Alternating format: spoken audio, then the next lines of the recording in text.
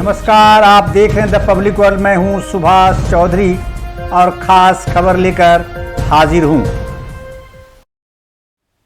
Pegasus जासूसी मामले में नरेंद्र मोदी सरकार के लिए परेशानियों का पहाड़ खड़ा होने वाला है।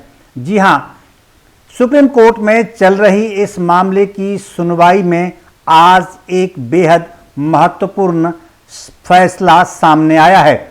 सुप्रीम कोर्ट ने केंद्र सरकार के सारे दलीलों को नकारते हुए एक इंडिपेंडेंट इंक्वायरी कमेटी का गठन कर दिया है और इस कमेटी का चेयरमैन यानी इसकी अध्यक्षता सुप्रीम कोर्ट के ही रिटायर्ड जस्टिस करेंगे और इसमें 3 सदस्यीय पैनल होगा जो टेक्निकल दृष्टि से, साइबर दृष्टि से यानी तकनीकी दृष्टि से वो विशेषज्ञ हैं।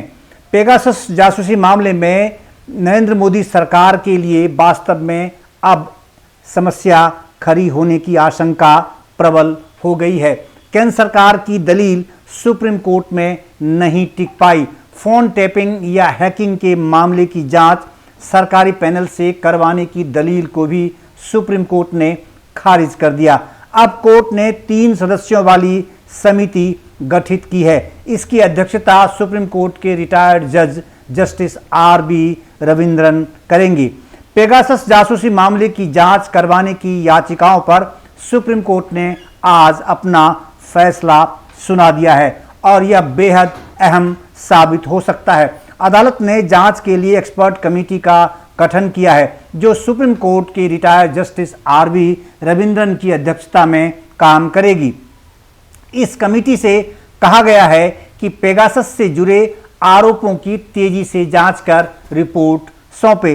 अब उम्मीद की जा रही है कि अगले 8 हफ्ते के अंदर अंदर ही यह समिति इस मामले की जांच करेगी और ठीक 8 हफ्ते बाद सुप्रीम कोर्ट फिर इस मामले की सुनवाई करेगी।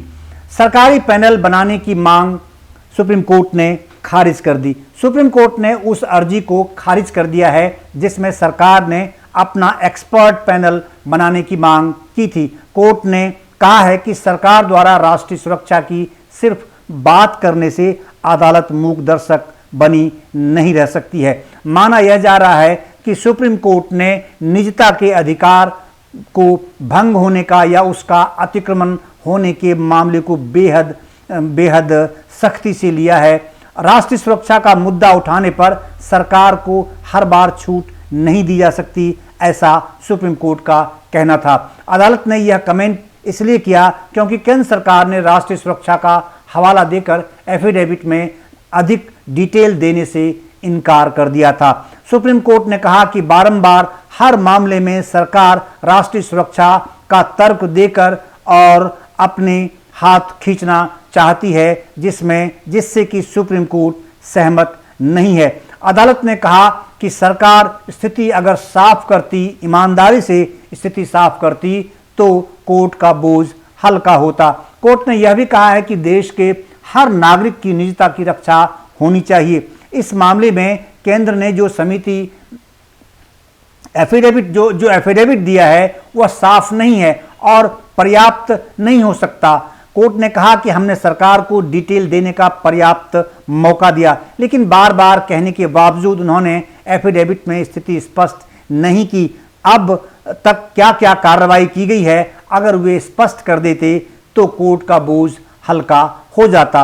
अब इस मामले में सुप्रीम कोर्ट के इस तरह के सख्त रवैये से स्पष्ट है कि आने वाला समय संभव है परेशानी भरा हो सकता है इस मामले को लेकर, क्योंकि पेगासस इशू बहुत सारे जर्नलिस्ट, बड़े अधिकारी, नेता और अन्य ऐसे विशेषज्ञ इसमें शामिल हैं या फिर वो इसके शिकार बने हैं। कई बड़े बिजनेसमैन भी इसके शिकार बने हैं, ऐसा कहा जाता है। तो इसीलिए सुप्रीम कोर्ट ने इसे बहुत प्रमुखता से लिया है, बेहद सख्ती के साथ लिया है और सुनवाई के बाद आज अपना फैसला सुना दिया है। कोर्ट के पैनल में पूर्व आईपीएस अधिकारी भी शामिल किए गए हैं। पेगासस मामले की 3 सदस्यीय जांच कमेटी में पूर्व आईपीएस अफसर आलोक जोशी और international organisation of standardisation sub committee के चेयरमैन डॉक्टर संदीप ओबेरॉय भी शामिल किए गए हैं। इसके साथ ही 3 सदस्यीय टेक्निकल कमेटी भी बनाई गई है। इसमें साइबर सिक्योरिटी और डिजिटल फॉरेंसिक के प्रोफेसर डॉक्टर नवीन कुमार चौधरी, इंजीनियरिंग के प्रोफेसर डॉक्टर प्रभाकरण पी और कंप्यूटर साइंस एंड इंजीनियरिंग के associate professor doctor Ashwin Anil Gumaste के नाम भी शामिल किए गए हैं। पेगासस मामले में कई पत्रकारों और एक्टिविस्ट ने अर्जियां दायर की थी। इनकी मांग थी कि सुप्रीम कोर्ट के जज की निगरानी में जांच करवाई जाए और इसको लेकर सारा विपक्ष एक मुश्त हो गया था एकत्र होकर, और उन्होंने एक स्वर से संसद के दोनों सदनों में पिछले सत्रों में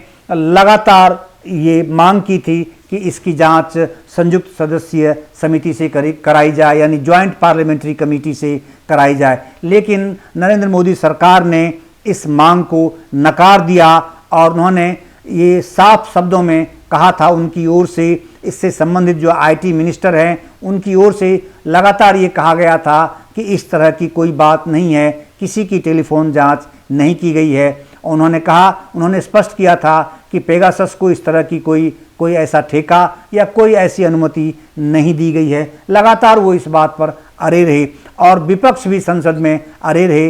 नतीजतन पूरा का पूरा सत्र हंगामे की भेंट चढ़ गया और विपक्ष हंगामा करते रहे, इसकी मांग करते रहे और केंद्र सरकार पूरी तरह इस पर अड़ी रही कि इसके लिए ज्वाइंट पार्लियामेंट्री कमेटी गठित करने की कोई आवश्यकता नहीं है।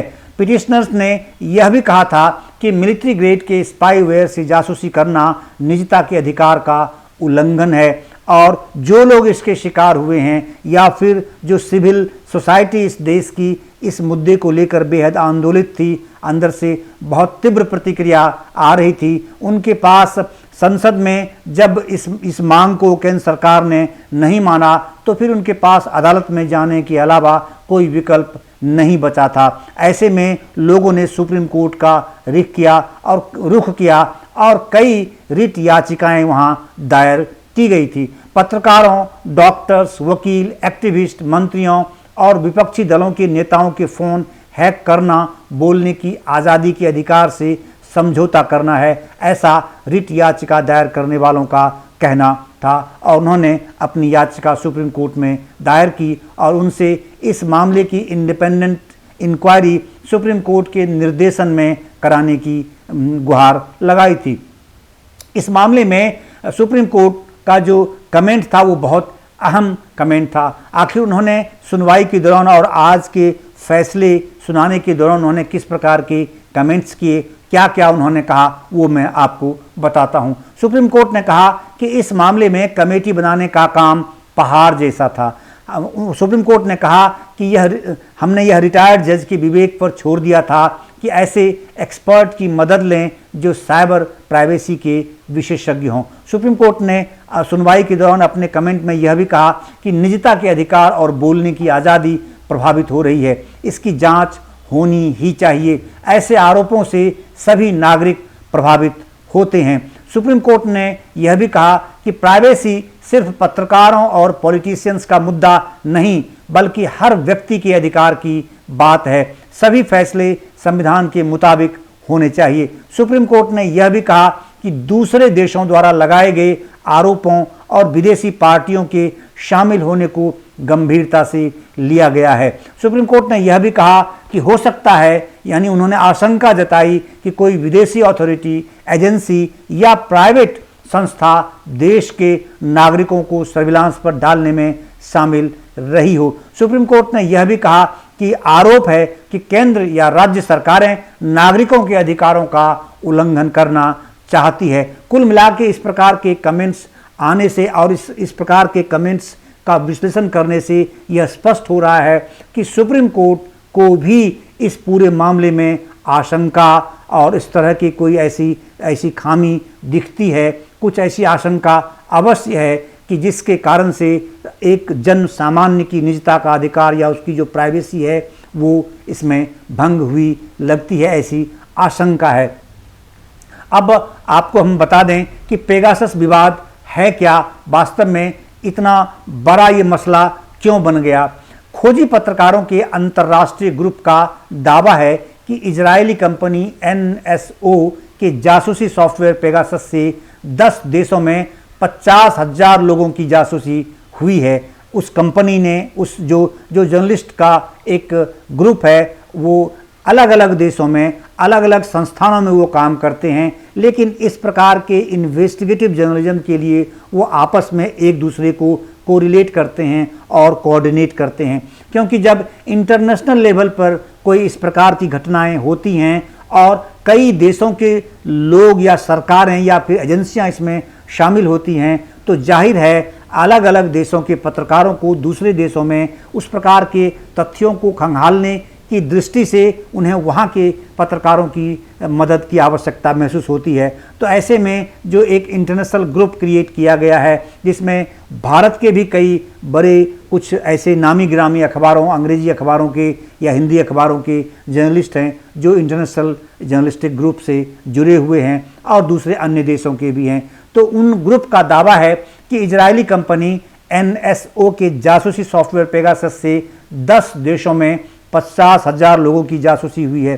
भारत में भी 300 नाम सामने आए हैं जो कि मीडिया में लगातार चलते रहे हैं, पिछले काफ़ी दिनों से इंडियन एक्सप्रेस में भी छपी थी और दूसरे अन्य चैनलों ने भी इसको उठाया था। हालांकि इलेक्ट्रॉनिक चैनल्स में यह मुद्दा कम उछला था, लेकिन प्रिंट मीडिया में इसके पूरे विवरण सामने आए थे। जिनके ये 300 ऐसे नाम हैं भारत के जिनके फ़ोन की निगरानी की गई। इनमें सरकार में शामिल मंत्री, विपक्ष के नेता, पत्रकार, वकील, जज, व्यवसायी लोग हैं, उद्यमी हैं, अफसर भी इसमें शामिल हैं, वैज्ञानिक और एक्टिविस्ट के नाम भी शामिल हैं जिनके फ़ोन की टेपिंग हुई है। कहने का मतलब उनके फ़ोन की जासूसी हुई है, उनकी गतिविधियां उस पर वॉच की जाती रही है कि ये कहाँ जाते हैं, किससे मिलते हैं। जैसे खासकर पत्रकारों को इसमें सबसे अधिक नुकसान है, साथ साथ उनके सोर्सेस को, क्योंकि एक पत्रकार के लिए जो उनका खबर का स्रोत होता है, सोर्स होता है, उस सोर्स को संरक्षण देना, उसको गुप्त बनाए रखना, उसकी सेक्रेसी मेंटेन करना पत्रकारिता का पहला धर्म होता है। लेकिन इस जासूसी के सहारे बहुत ऐसे नामी पत्रकारों पर फोकस किया गया, उसकी जासूसी की गई कि आखिर इस पर जो इन्वेस्टिगेटिव जर्नलिज्म में वो खबरें सामने लाते हैं, घोटाले से संबंधित खबरें सामने लाते हैं या किसी मंत्रालय की खामियों से संबंधित जो वो खबरें सामने लाते हैं, तो उनके सोर्स कौन हैं, वो कौन से अधिकारी हैं जो इस पत्रकार को जानकारी देते हैं, सरकारी चीज़ों की जानकारी देते हैं या सरकारी खामियों के बारे में उन्हें बताते हैं। तो ये सबसे बड़ा हमला अगर किसी पर है तो वो मीडिया पर था और मीडिया के लिए काम करना बेहद मुश्किल होता जा रहा है इस देश में, क्योंकि जब उनके सोर्स पर ही हमला होगा, उनके सोर्स को ही, उसके खिलाफ ही एक्शन किए जाएंगे और उसकी जासूसी की जाएगी, तो फिर पत्रकारिता कहाँ जीवित रहेगी और पत्रकार आखिर कैसे इम्पोर्टेंट सूचनाएं बाहर निकालकर जनहित में लोगों के सामने रख सकेंगे। तो ये एक बड़ा सवाल था, बहुत अहम सवाल था, जिस पर कि सुप्रीम कोर्ट जो 3 जजों की बेंच थी जिसकी अध्यक्षता सुप्रीम कोर्ट के चीफ जस्टिस कर रहे हैं, उन्होंने इस पर आज एक बेहद ऐतिहासिक और अहम फैसला दिया है। अब पेगासस काम कैसे करता है? Cyber security research group citizen lab के मुताबिक किसी डिवाइस में पेगासस को इंस्टॉल करने के लिए हैकर अलग अलग तरीके अपनाते हैं, अलग अलग तरीके से काम करते हैं, यानी उसकी जासूसी करते हैं।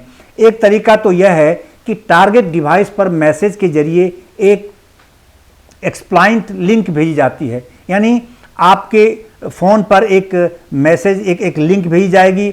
जैसे ही यूजर इस लिंक को, जब आप कौतूहल आपका होगा, आपके मन में इच्छा होगी कि ये क्या चीज़ है, आप उसको खोल कर देखेंगे, उसमें होता कुछ है और नीचे कुछ और मैसेज लिख दिया जाता है, तो मजबूरन आप उसे खोलते हैं क्योंकि आप देखना चाहते हैं कि इसमें क्या चीज़ है। कई बार आपके पास व्हाट्सएप पे मैसेज आ जाती है, आपके लिए फलाने आदमी ने खास मैसेज, खास गिफ्ट भेजा है, आप एकदम से बड़ी तीव्रता के साथ आप उसे ऑन कर लेते हैं। तो ये इस तरह की जो स्थिति है, जो हमारी मानसिकता है, उसका पूरा एक्सप्लॉइटेशन ये जासूसी करने वाले ये कंपनी करती है।